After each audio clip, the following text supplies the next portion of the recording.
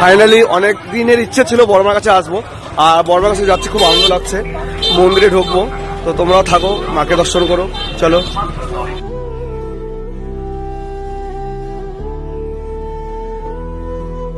काली काली महाकाली काली के पाप हारिणी धर्म काम